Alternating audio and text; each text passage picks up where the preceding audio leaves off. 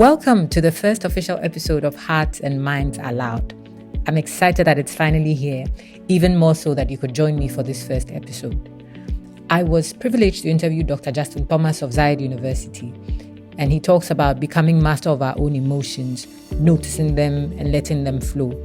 He also touches on the cultural and linguistic implications in understanding emotions, the challenges of coining words that accurately describe what it is that we are feeling. I hope you stay till the end.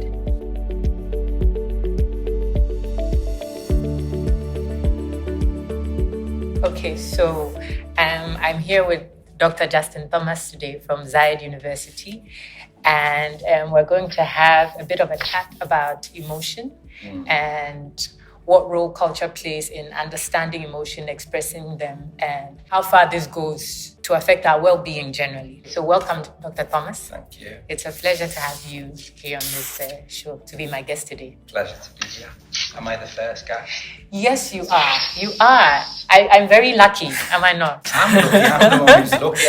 I get to be the very first guest and make history on this hopefully long-lasting and very useful podcast. I know. Thank you for making this happen. I appreciate it a lot. My pleasure.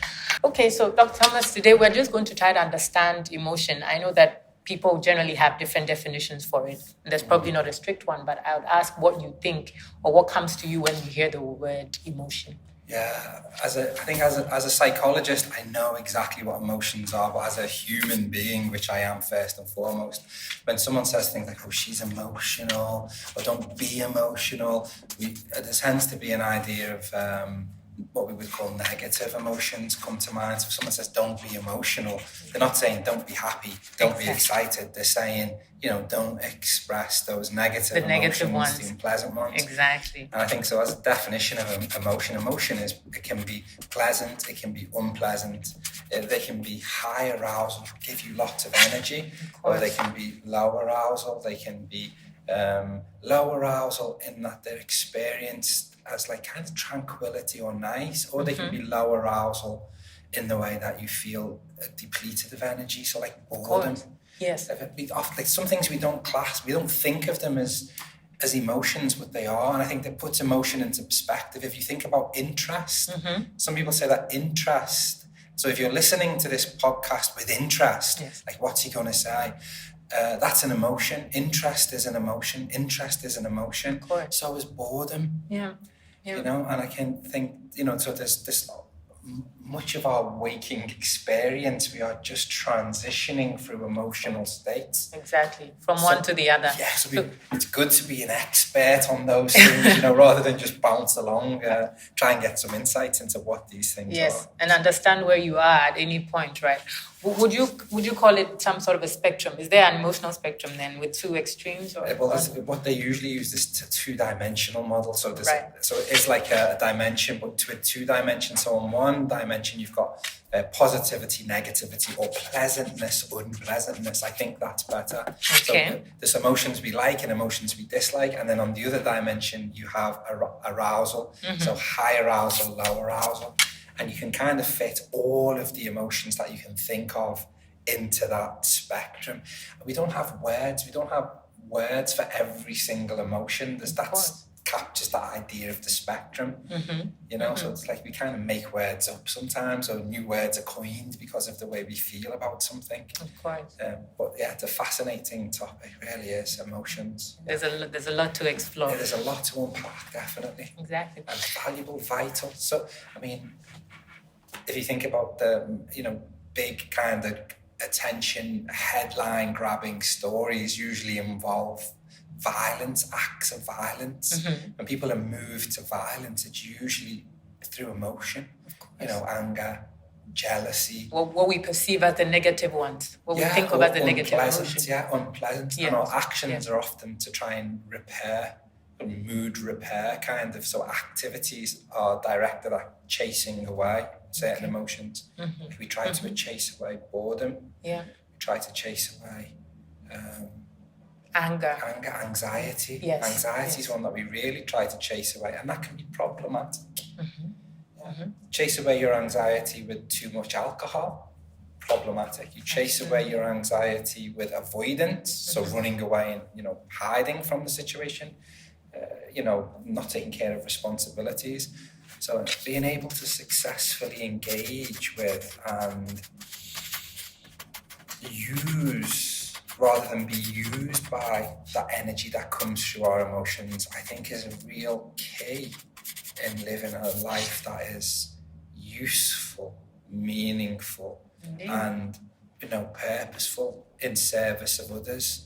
Like being a master of emotions or a mistress of emotions is a really useful state. Exactly. You know, it's a status. Let's call it a status. Yeah, something to be proud of. Yeah, we might want to all work towards that. Yeah, although even now I'm thinking about, I actually don't like the word master, but I think master, a friend to your own emotions, you know, someone who knows them well and can kind of engage with them well, rather than boss them around. Exactly, or just try to overcome them as and when they come in. Yeah. Okay, that's a lot of insight. So my next question is, which is one of the most important things for me, how in your opinion and with all of the experience you have, how do you see emotions manifesting differently in different cultures? It's a great question.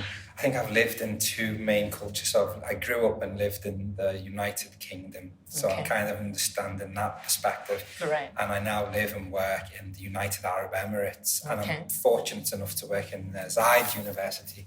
And so I have a lot of access to and interaction with Arab Emirati students. So I've kind of really, you know, I feel privileged to have been able to drink from the font of that culture. You know, all cultures are beautiful. They all have beautiful attributes, and I think you getting to know them. But yeah, I definitely see some differences, or I've slowly become aware of differences in the context of emotion and how I think the thing to say is that all emotions are felt in all cultures. Of course. You know, there's a universality to emotion, but how we perhaps manage our emotions and how open we are to expressing them, or how we express the emotions, I think definitely you see cultural variation there.